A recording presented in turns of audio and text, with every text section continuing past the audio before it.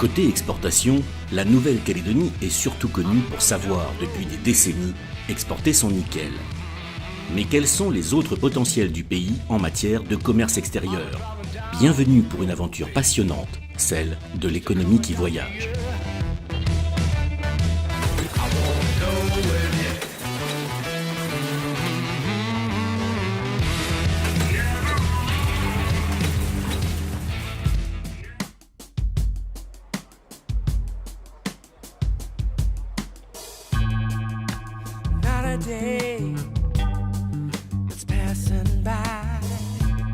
Not a single day when you're not on my mind. I made mistakes. En incluant le nickel, principal produit d'exportation, la Nouvelle-Calédonie exporte vers des zones géographiques variées. En Asie tout d'abord, pour un montant de 93 milliards de francs CFP, répartis entre le Japon, la Corée du Sud, Taïwan, l'Inde, la Chine et Hong Kong pour les principales destinations. L'Europe suit, avec la France, l'Espagne et la Belgique pour l'essentiel, pour un montant global de 18 milliards. Tout de suite derrière l'Europe vient l'Océanie avec ses 14 milliards de produits exportés, vers l'Australie essentiellement, avec des exportations plus ponctuelles vers les États insulaires et la Nouvelle-Zélande. Viennent enfin les États-Unis pour un montant de 4 milliards. Le marché océanien est sans doute le marché le plus important à développer aujourd'hui, avec les facilités créées par la proximité. Bien entendu, l'Australie et la Nouvelle-Zélande pèsent lourd dans la région. 24 millions d'habitants pour l'île-continent et 4,6 millions pour le pays du long nuage blanc. Mais la Papouasie-Nouvelle-Guinée, avec ses 7 millions d'habitants, représente un fort potentiel. Fidji aussi, avec son petit million d'habitants, et enfin des États insulaires proches, comme le Vanuatu ou les îles Salomon. Même si ces deux derniers ne jouent pas tout à fait dans la même cour, un potentiel existe bel et bien. Dans tous les cas, exporter, c'est d'abord se mettre aux normes du pays ciblé. Pas si simple, et il faut s'armer de patience.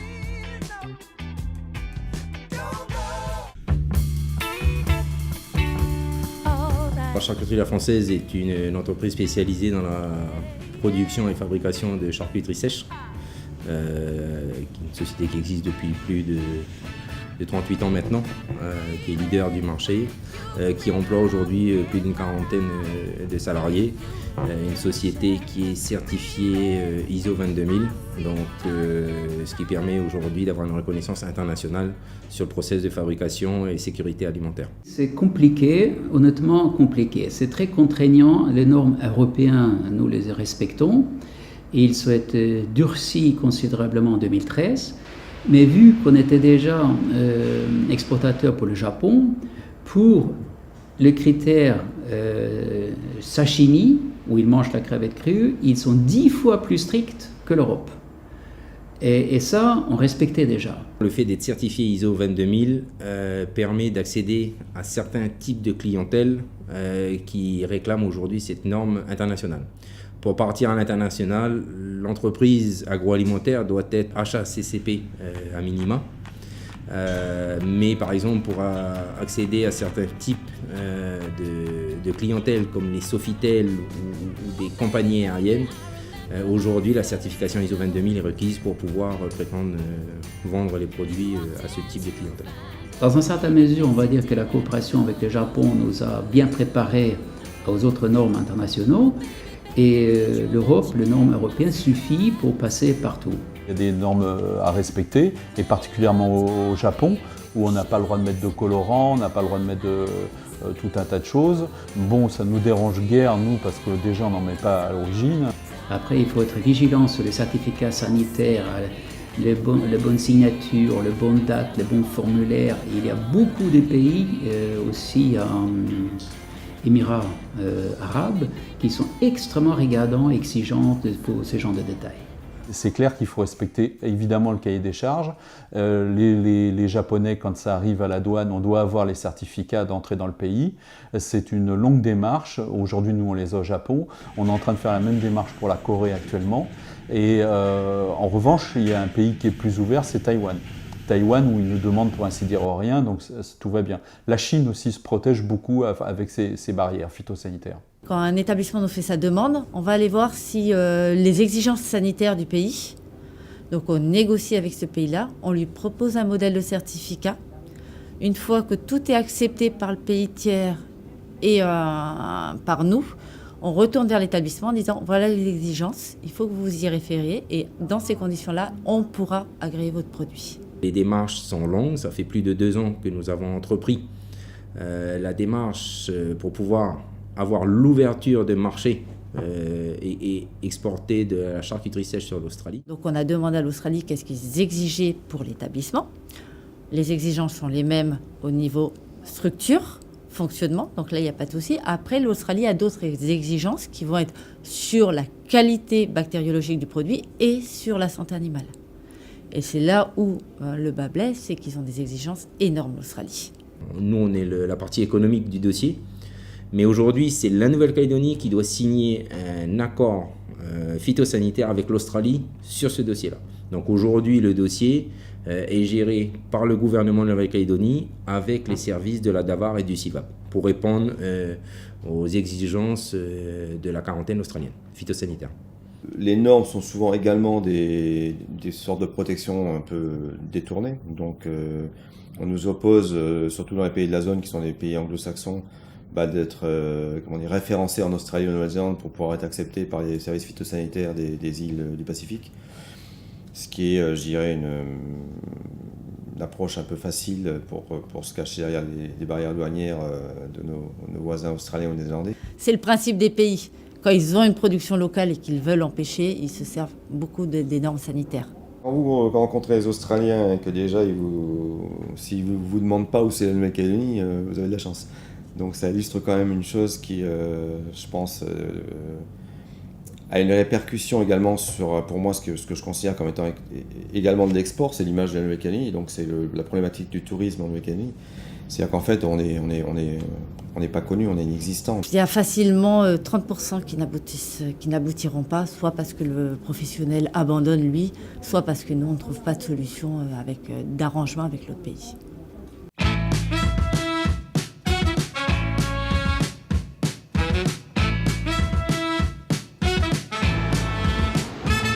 La Nouvelle-Calédonie est pourtant historiquement une terre d'exportation, avec son nickel, bien sûr, qui représente aujourd'hui 93% des valeurs exportées. Si l'on regarde les 7% restants, 3,2% des produits exportés sont en fait de la réexportation. 2,6% des produits du secteur primaire, agriculture, pêche, bois, élevage, et enfin 1,2% sont des produits manufacturés calédoniens. La marge d'évolution est importante, car malgré son nickel, la Nouvelle-Calédonie a une balance commerciale déficitaire d'environ 48% en 2015. Pour simplifier, le pays importe 2 fois plus qu'il n'exporte. Dans ce contexte, avec des secteurs d'exportation hors nickel et métallurgie qui pèsent 8,6 milliards de francs CFP, quels sont les produits phares qui passent le récif ? Par ordre décroissant, en valeur, nous avons en tête la crevette calédonienne, suivie par les huiles essentielles, le thon et le marlin, les holoturies, les chauffe-eau solaires, le squash, le troca, les bières, les limes, le chocolat et le cerf. On remarque qu'il s'agit pour l'essentiel de produits de niche à forte valeur ajoutée et qui ont acquis une excellente réputation de qualité sur les marchés extérieurs. Et puis, il y a des produits moins connus, mais qui percent petit à petit. Une bonne idée, un savoir-faire, et l'aventure commence. Nous sommes en Nouvelle-Zélande, 4,6 millions d'habitants. Le pays est très dépendant de son commerce extérieur. Les exportations représentent en effet 24% de sa production globale. L'agriculture est l'industrie d'exportation la plus importante. Dès que l'on sort des grandes villes, cette donnée se fait sentir immédiatement. C'est donc en toute logique qu'une société calédonienne a tenté l'aventure néo-zélandaise avec son expérience acquise en tant que constructeur de serres, installateur de réseaux d'irrigation et ingénierie horticole. Direction Tauranga, à 200 km au sud-est d'Auckland.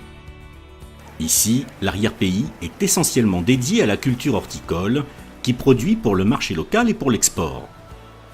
Ce qui s'est tissé entre un agriculteur de Toronga et la société calédonienne, ce n'est pas qu'une histoire d'exportation, mais une aventure humaine basée sur l'échange de savoir-faire et la construction d'objectifs communs.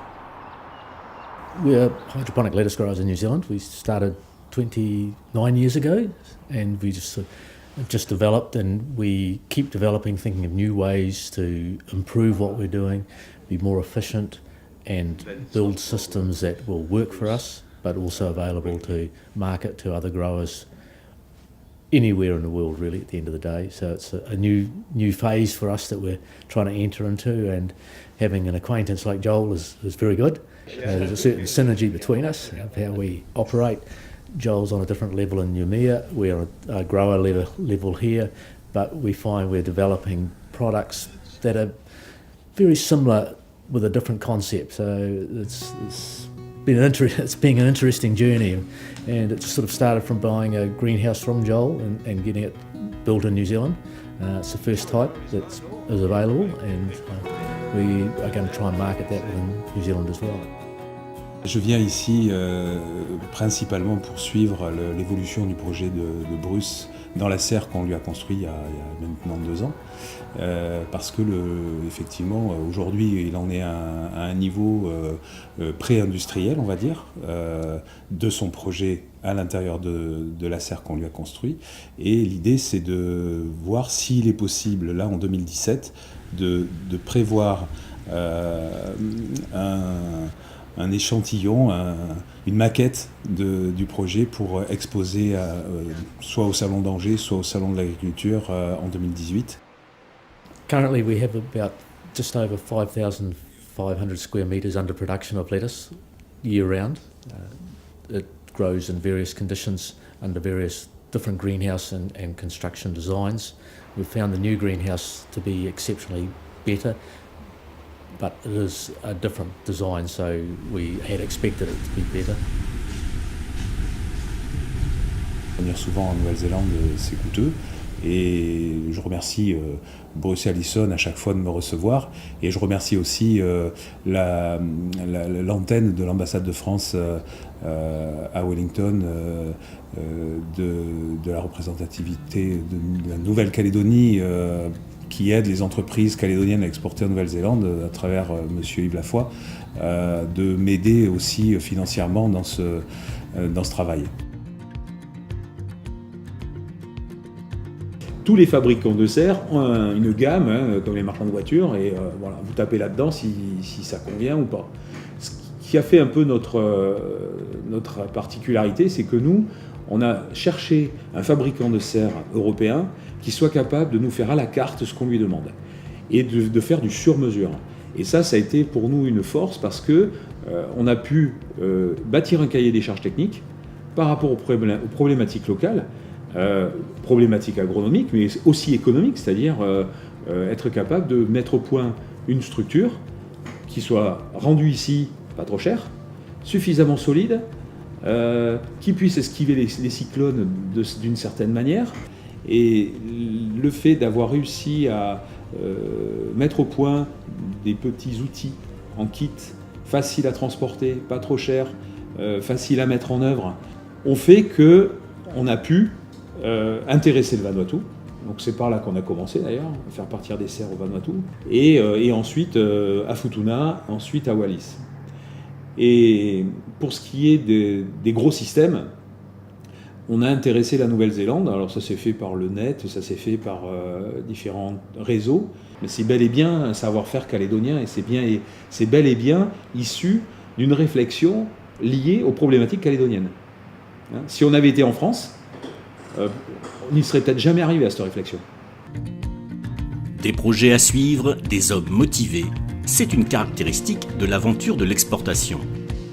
À la semaine prochaine pour un nouveau numéro d'Export, le magazine de l'économie qui voyage.